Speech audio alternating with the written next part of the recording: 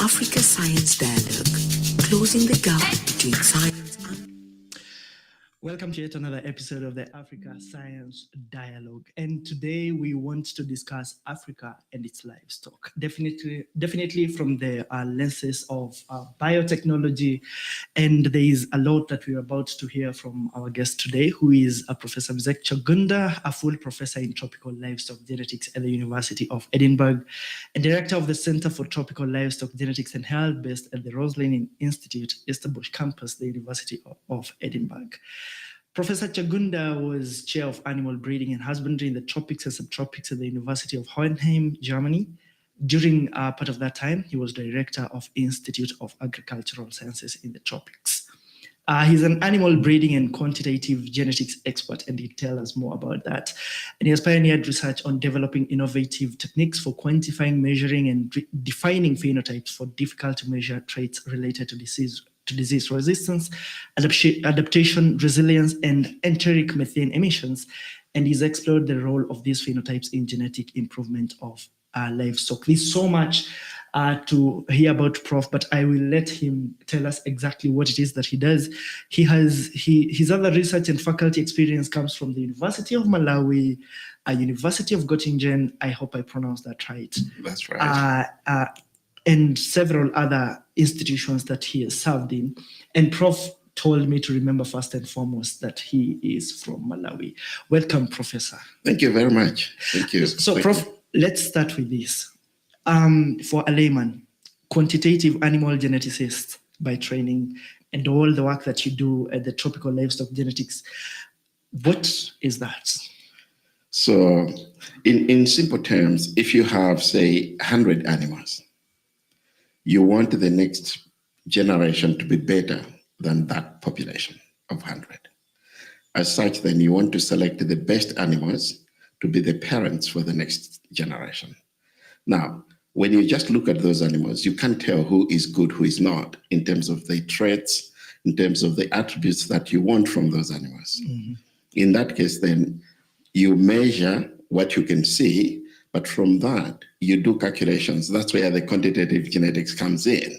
You use mathematical models to calculate, to estimate the breeding value of these animals. And then you can rank them based on who is good in terms of their breeding value, what do they bring to the next population. Because if we don't improve for the next population, then we'll not really get the best from these animals. Yeah. And Prof, every single time we are talking about scientists, one of the things that the big question is, there is what the scientists are doing in the lab.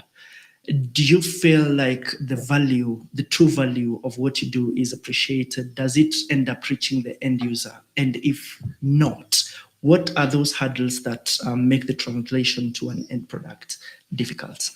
So both ways. There are some of the work that I've been involved in, for example, which have ended up with the end user. And really that makes you feel very satisfied. At the same time, also see that whatever you're doing has value to society. But of course, there are some things that you do and you think, oh, this is really exciting. It can end up in impact and nobody really takes it up. That in one way is frustrating, but on the other hand, it also sets questions on, is what we are doing relevant as scientists? And we always have to ask ourselves that question of, is what we are doing what society is looking for? Because by the end of the day, if you work for a university, if you work for a research institution, although we say, for example, myself, I'm employed at the University of Edinburgh, but actually it's society that employed me. As a scientist, it's a delegated position because not everybody in society can do the science. They've delegated us to do the science. So if we are doing things that are irrelevant to society, that mismatch is frustrating, but at the same time, sends questions to us to say, are we really serving our masters, the society? Yeah.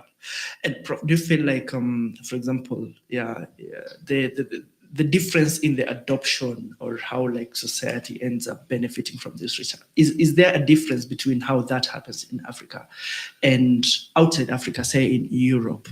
Do you feel like there are more like bottlenecks or difficulties in translating research into actionable goals in Africa?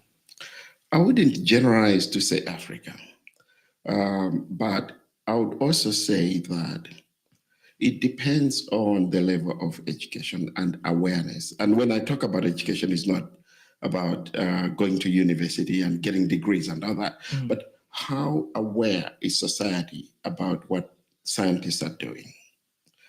There will be some things that society is not aware of what's happening, either because scientists haven't explained very well, or we haven't really taken time to make society understand what we're doing. I will give an example. So during COVID, for example, because most of the science behind the vaccine, behind all that lockdown and all whatever was happening, the policies that were happening were being explained under the science behind it. Or we want to flatten the curve and all that. We heard quite a lot about that. Yeah. We accepted that. We accepted to be home because we understood what the scientists were saying, and they were saying it's for our own good, and we actually understood that. If we don't explain as scientists what we are doing, we are actually doing a disservice to society. So we should really make sure that we can communicate the science so that we don't really mystify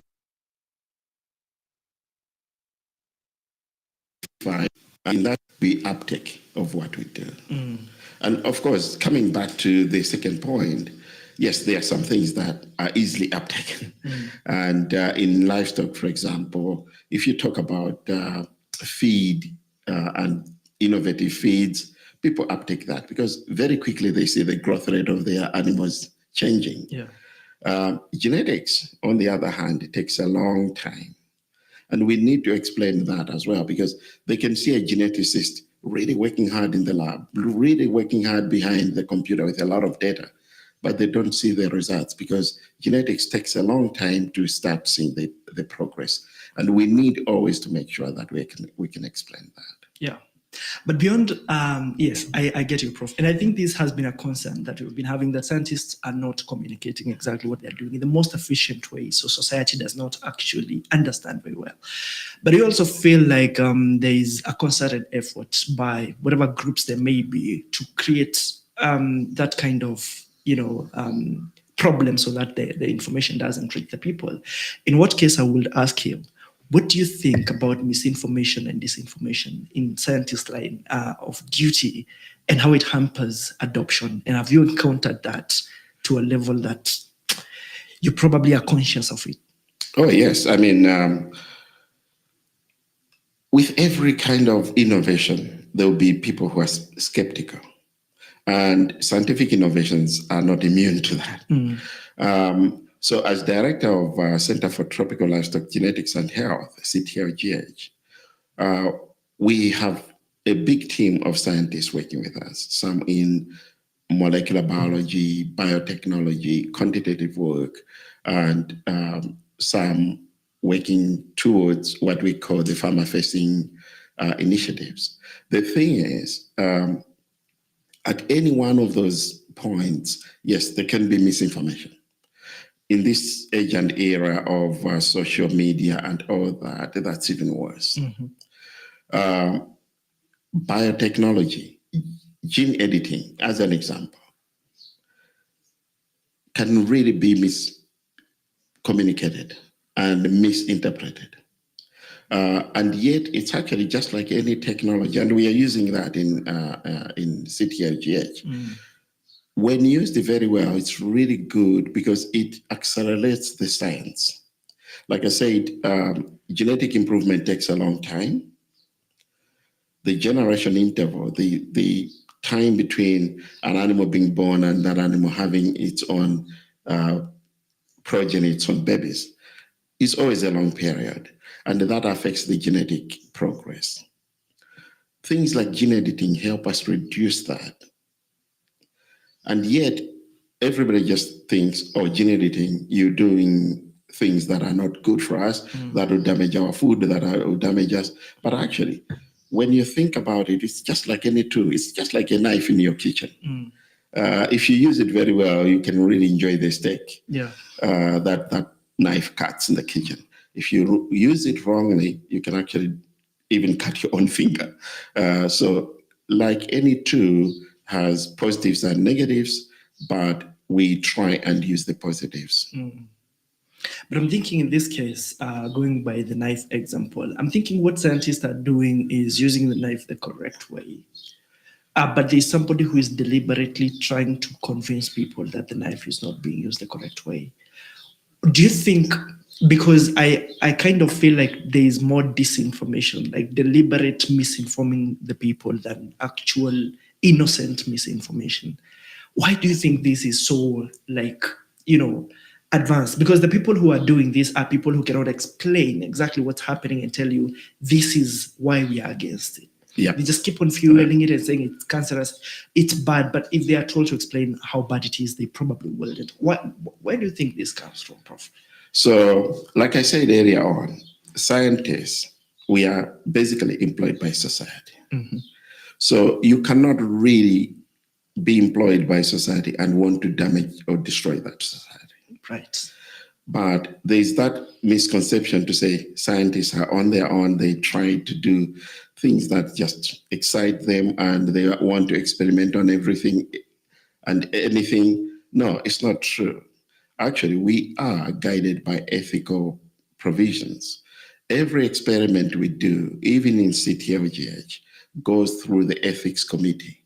And this is not just a group of scientists. Some of them are lawyers, some of them are society people who are not even concerned with the science. If you can't convince the ethics committee on any experiment, it doesn't go ahead. Yeah. So there are procedures and regulations, and we have to abide by that. Working for a university, any university I've worked with, University of Malawi, now Rwanda. I worked in Denmark at the University of Oaks. I worked in the University of Göttingen, like you said, in Germany. I was a professor at University of Hohenheim in Germany. In all these institutions, there is an ethics committee. And sometimes it's actually not just one level, it goes several levels. And then there are also the funders, of course. No funder wants their money to go where their reputation will be damaged. Yeah. So the ethics committee may overlook some things, but the funders will actually catch up with that and say, no, we are not funding this. So there are checks and balances in science, just like in any activity in society. And these are the kind of things that the misinformers deliberately don't pay attention to. They just think scientists wake up in the morning, pick up the knife and start cutting things. Yeah. No, we don't do that.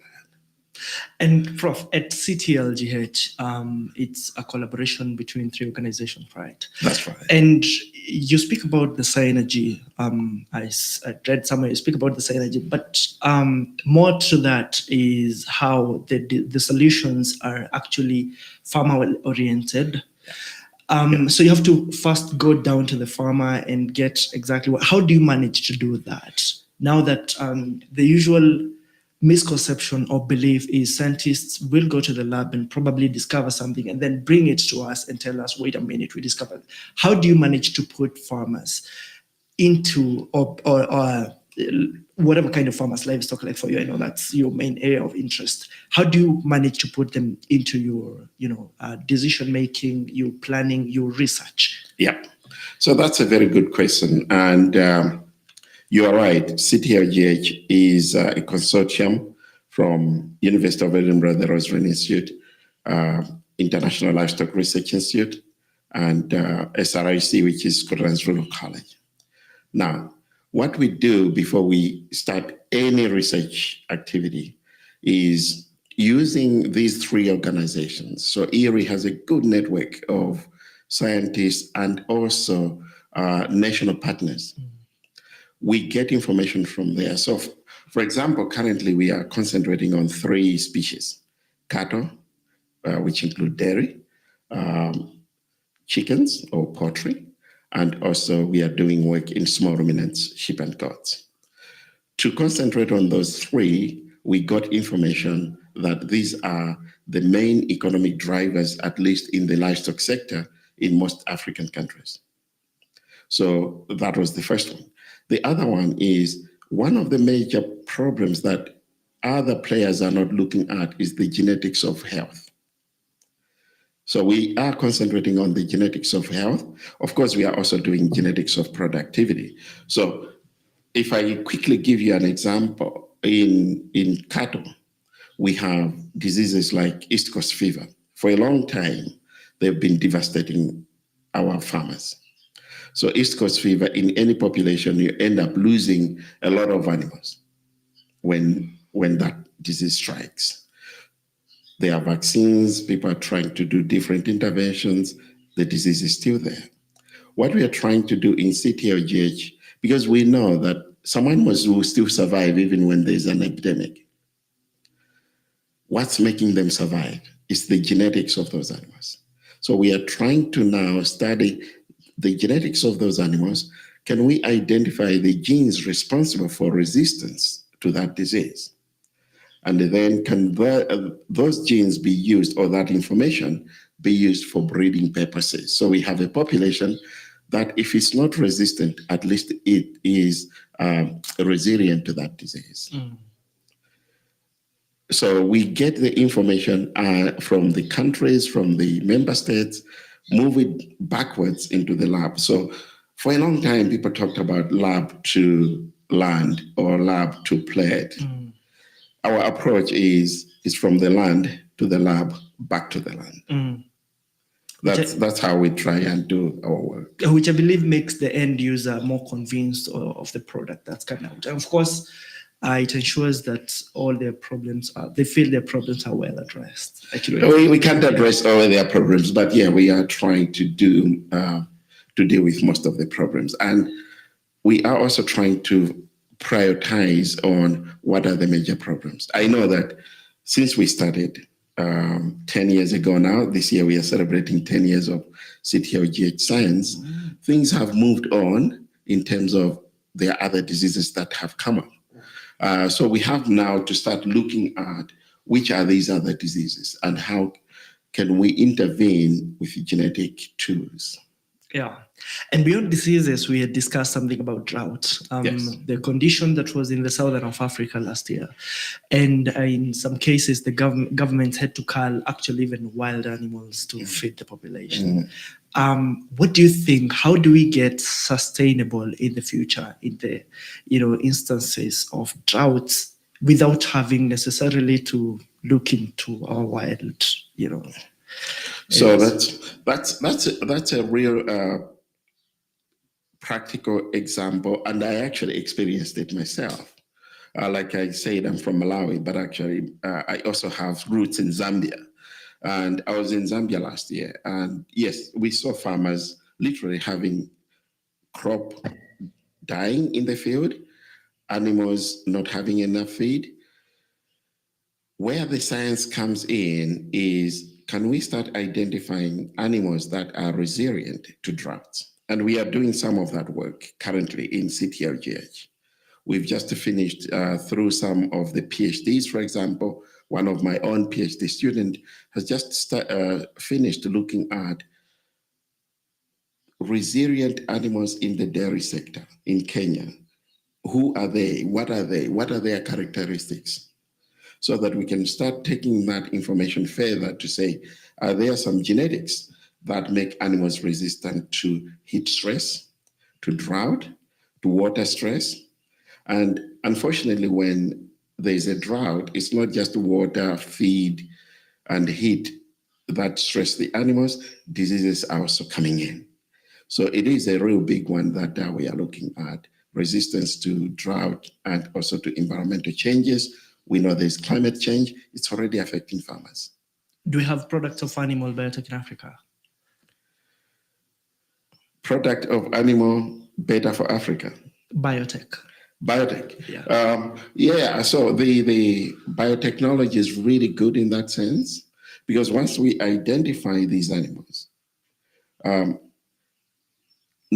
may not be in every place. So there could be breed A available in country X, and yet in country Y, that breed doesn't exist. But by knowing the genetic code and the genes that make these animals resilient, then we can work with animals that are in a drought place or a stressful place without the genes. And with biotechnology, we can then start gene editing, for example, for that specific problem. We are also doing quite a lot of work in biobanking. So biobanking, what we are trying to do is make sure that we can conserve animals before they disappear. We can also have genetic material that can be used at a later stage to rebreed the population if that population starts becoming at risk due to environmental change or other changes. Okay, so we see African scientists who need to produce solutions for Africa, sometimes having to leave the continent or, depend on solutions from elsewhere. What is the problem? So for a long time, there have been different problems. So there are some scientists who left Africa not because they were frustrated with lack of science, but maybe lack of scientific leadership. There are some scientists who left Africa just because they couldn't do what they wanted to do.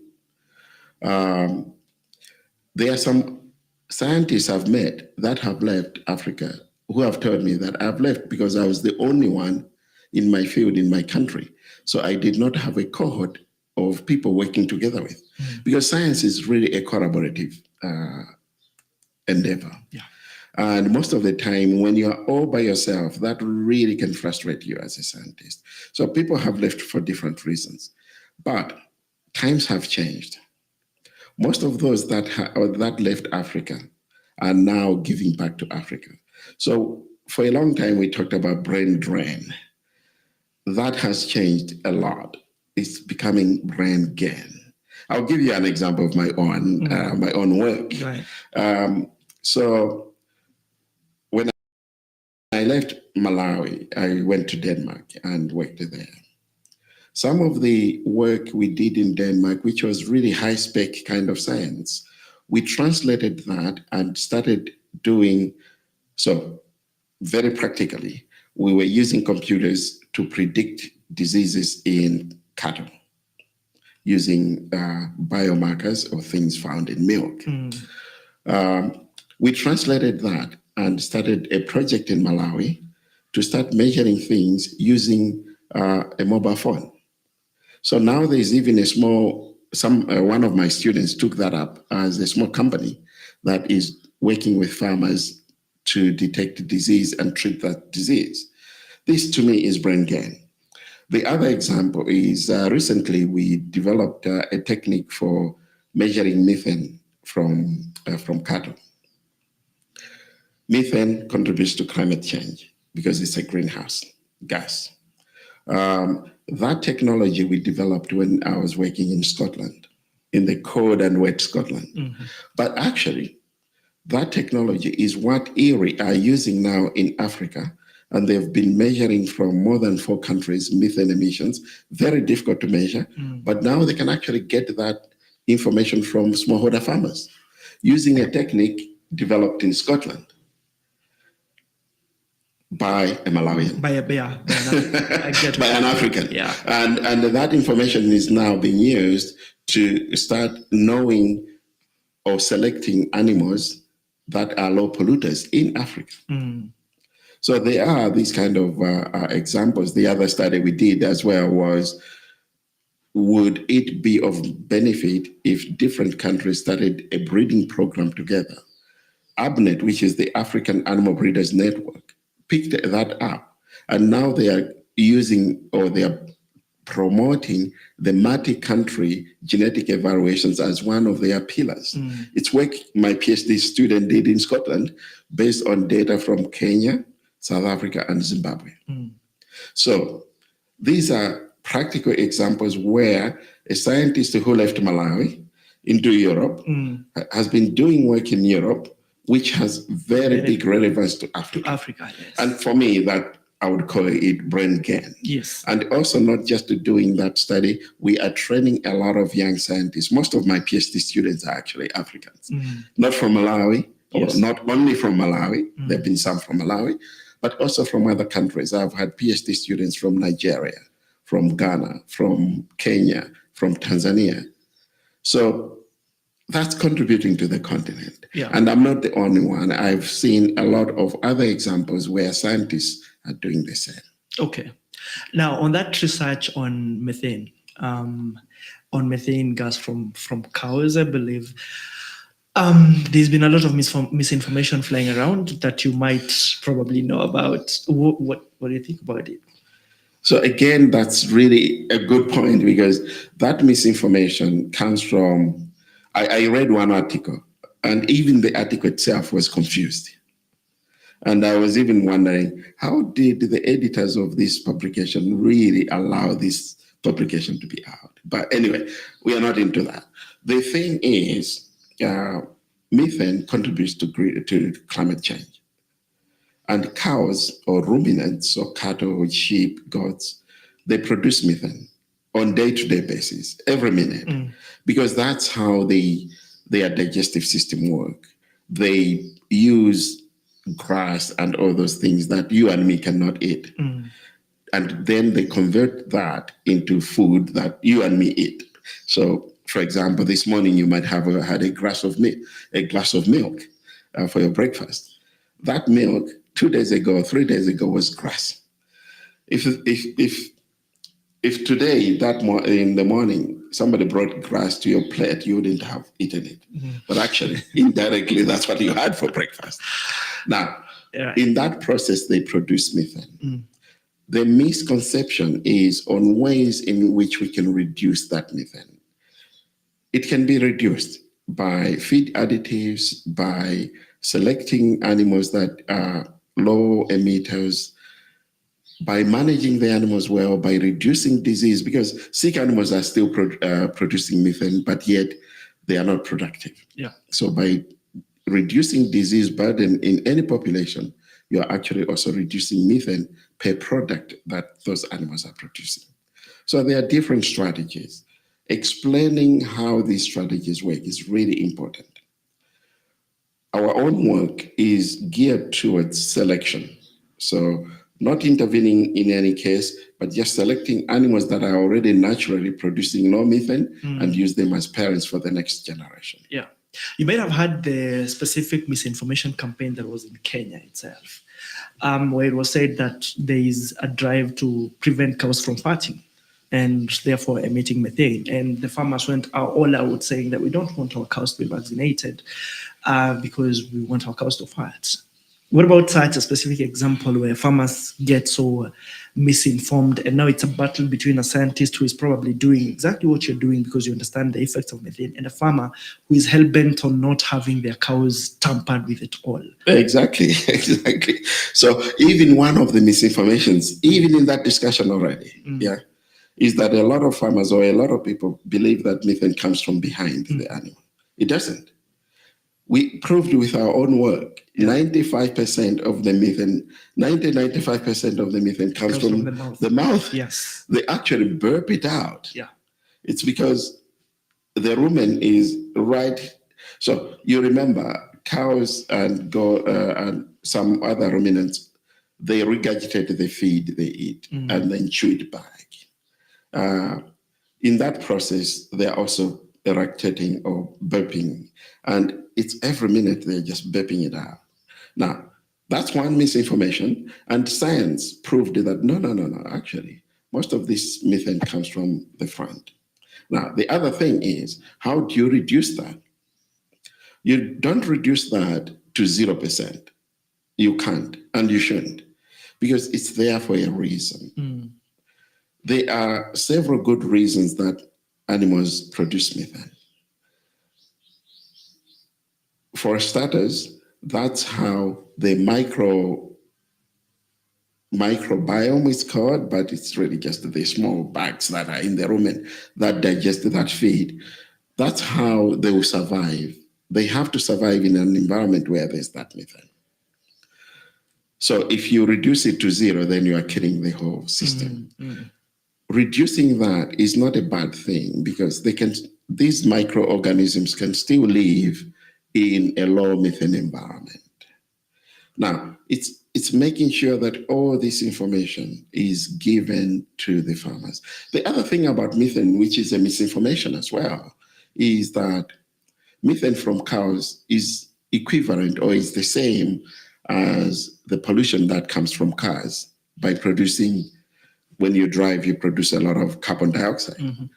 It's a misinformation because the methane that's coming from the animals that are burping it, where is that coming from? It's from the feed the animals eat. So if we look at the carbon and the hydrogen, which are part of the methane, where are those coming from? They are coming from the environment. Because, for example, plants get the carbon from the atmosphere through a process called photosynthesis. That's how plants grow. Now, methane only stays in the atmosphere for 10 to 12 years, and then it dissolves. When it dissolves into carbon dioxide and water. The carbon dioxide, if it's in the atmosphere, it gets absorbed by the plants. Animals eat it, put it back in the atmosphere through eructation. It's a cycle. It sounds like a self-sustaining cycle. It's a very big self-sustaining cycle. Yeah. If we don't increase the numbers of animals, that would be a very well-sustained cycle. It's when we start increasing the numbers uncontrollably that then we are breaking that self-sustaining cycle. Yeah. And this is a big piece of information that farmers need to be aware of because they can keep reasonable numbers of animals that are very productive, improving the efficiencies and not breaking this self-sustaining cycle. This is unlike when you drive a car. The car uses petrol, which was from the fossil fuel. You burn that, which has been in the ground for a long time. You burn that by driving, that carbon dioxide goes into the atmosphere. That's not sustaining.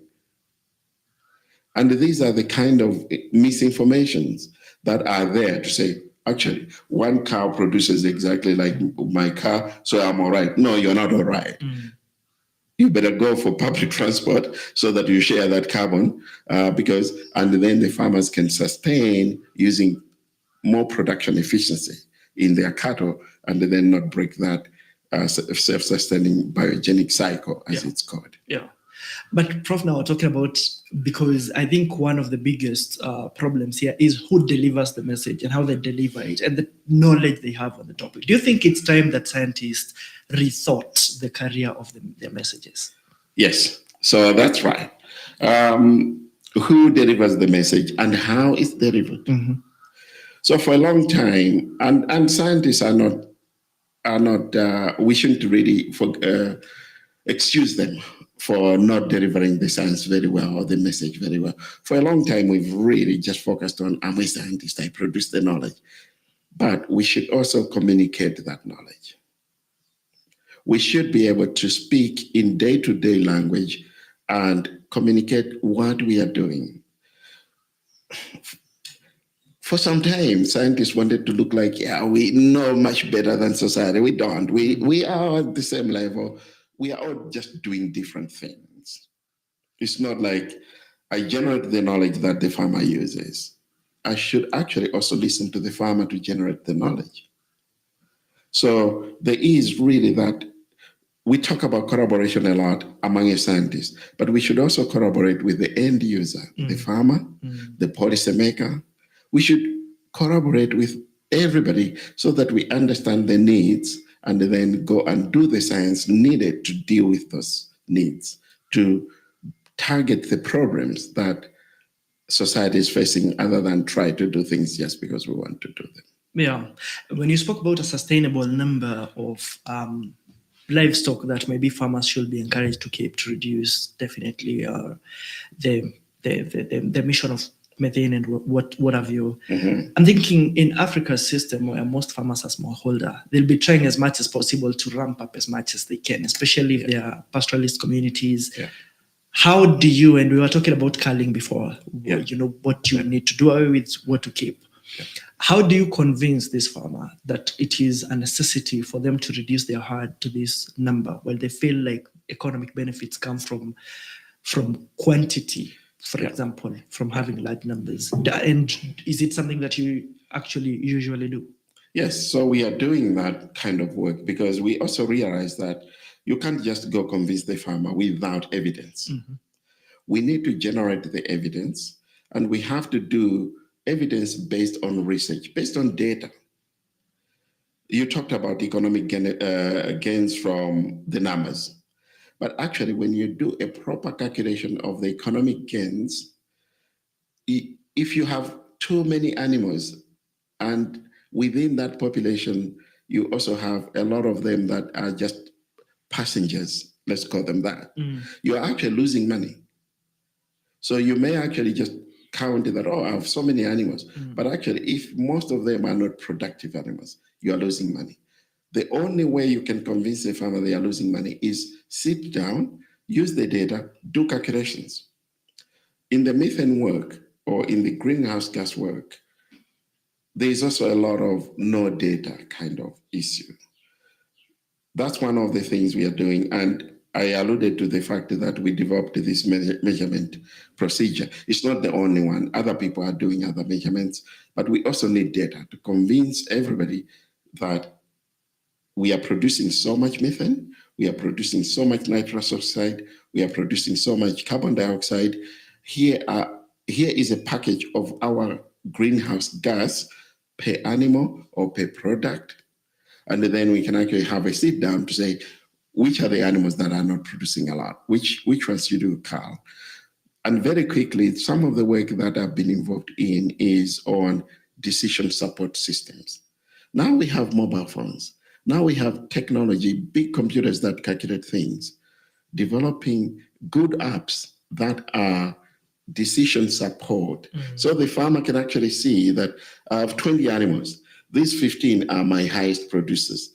These 5 I can sell. They'll be curing the animals at the appropriate time, which then will be very profitable to those farmers, other than just culling because it's a Saturday and there's Saturday market. Let me take these animals. They may actually end up being selling or culling out their best animals. Yeah. So it's part of the work that we've also been doing, more especially for smallholder farmers. It sounds like there are so many experts who are coming together to like provide this solution, because you speak about technology that is probably just software, and then you have farmers who have to be trained, and then scientists who are willing to go there. It sounds like, and talking about so many people coming together. You are a researcher, you are a teacher, you are a leader. How do you manage to be in all those positions without losing one or the other? And probably, and this could take some bias, which of the 3 do you feel like tags that you have strengths most? That's an interesting question. As an individual, so when you're a trained scientist, you're always a scientist. You kind of train to be inquisitive. Now, as you grow into that position, you start becoming a teacher. And it's really rewarding as well when you teach. This week we have had the Science Week. I bumped into several of my former PhD students, literally just bumping into them. That's a rewarding sign to see them now as individual scientists. Now, so you become a teacher, and it's good as an individual, but also it's good for science, because sooner or later we'll retire. We need the new generation of scientists. But even before we retire, working with the younger scientists or early career scientists, younger not in terms of age, but in terms of career development, it's very rewarding because they bring new thinking. you discover new things. So it's something every scientist looks for. But then as you still grow in that career, you start becoming a leader. It's not just about leading people, like being director of the center, but also being part of the thought leadership. Because that's the only way we can develop science. Start really to even critique and question our own hypotheses, our own ways of doing things, our own results. So some results we got 10, 15 years ago, are they still valid with the new technology and new information that we have? That you can only do when you're a leader. So balancing the three, I would say I like all the three, but it's all and they're rewarding in their own in their own sense. So I wouldn't actually say there's one I like much more than the other, but I also really enjoy the dialogue with others and collaborating and talking about science and its impact. When we spoke earlier, you spoke about how you learn where you are teaching. I think you love teaching because you also feel I do. So every time I speak with students, even when I'm in class, I'm learning new things. Some of the questions students come up with really make you think, oh, that is something we need to research on. So teaching is a real good tool even to do good research. So yes, I do like teaching. Every time I get an opportunity to have a lecture, I give a lecture. Okay. Prof, in 2050, it is anticipated that Africa could be home to around 2.5 billion people. And in the face of climate change, definitely, this rapid increase in population could exacerbate some of the issues that we've been having, of course, drought, and we could, simple strife once every too often. And most African farmers, I think, are smallholder, and most of them are advanced in age. Anyway, what do you think needs to be done to make sure that Africa is self-sustaining or almost there at around that time? Yeah. So several things. That population, and in terms of animal production, there will be even more demand for livestock products. That population will also become more affluent, which then makes it even more demanding for livestock products. One of the things we should all be aware of is agriculture. So you alluded to the aging farming community. Some of that, they might be advanced in age, but they're actually young farmers because they are retired people who go into farming. Okay. But actually, it shouldn't be like that. Farming should be a career that we should make sure that people go to school, people go to college to learn farming and take that as a career. Africa, we should do that. Europe has been doing that for a long time. I said SRUC, Scotland's Rural College, is part of the three organizations that formed CTLGH, the center that I'm director for. SRIC started as SSC, Scottish Agricultural College. It was training, the majority of the trainees were actually farmers. Train farmers to diploma level, to certificate level, to degree level, to go back to farm. We should make agriculture and farming one of the attractive career paths for anybody, young or old. That's the only way we can really produce not only all the food, but also quality food and healthy food, if I may actually add. How do you make it attractive? For a long time, agriculture has been taught as an option. A lot of school kids don't start doing agriculture until, I think, primary 6 in most countries. And even in secondary school is an option. You can either do agriculture or another subject. Personally, I believe that agriculture should be a core subject. We should start teaching agriculture right in primary school. It should be an integrated part of biology, engineering, mathematics, and all those things, so that when we grow up knowing that this is a career, not something that that farmer would do, but a career that I can be involved in and I can do. So changing the curriculum is really important in as far as I'm concerned. The current curriculum as well should be fit for purpose and future facing. We shouldn't be teaching agriculture as in making everybody believe that we should still use the hoe and the axe. We should really start developing to say agriculture can be done in a completely different way. These days, you get tractors that have or the GPS system, and they are cultivating without the farmer sitting on the tractor. The farmer just programs things and lets the tractor go and remotely do all the work. This is precision agriculture. That's where we should be going to. We should really start embracing technology as part of agriculture. We should embrace not only the physical technology, but also biotechnology, where I come from, Yes. And make sure that these technologies are used as tools to help us produce sustainable food. And now, because we've spoken about biotechnology as we wind up, what gains and what losses does Africa stand to experience if it does not aggressively, accept these biotechnologies probably in the next few years? Yes, so we already talked about the growing population. Okay, that most of that growing population will be in Africa, at least in the tropics, and Africa is part of that. If we don't embrace biotechnology, we stand to lose, not only from the production side of things, but also the food loss. We produce a lot of food that gets wasted just because we can't store it, we can't process it. Biotechnology would help us process most of that food into products which have long life. So I will take you to a very basic biotechnology. Making of yogurt is actually a biotechnology.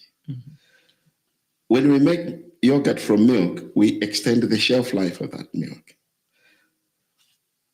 There are a lot of products that we can extend their shelf life using biotechnology. So when we talk biotechnology, it's not just about gene editing and production, but the whole food chain, the whole food value chain from production until storage can benefit from biotechnology. And if we don't adopt biotechnology, we'll end up losing along this whole food value chain. And it's not just about livestock products, it's also about plant products. Yes. Prof, we'll come to an end, but I want you to give a parting shot. Anything that's your camera. Your parting shot. So my parting shot is let's make science and biotechnology acceptable to people by giving all the science, communicating the science in simple language, but at the same time making sure that we are addressing problems that are facing the society, because that's the only way people will appreciate what we do.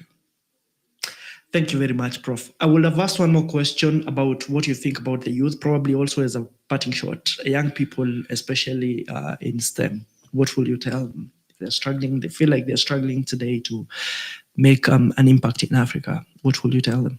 So young people in STEM, really a big field that personally very interested in developing people in science and technology, because in a lot of schools, sciences seem to be the hard subjects. They should not be.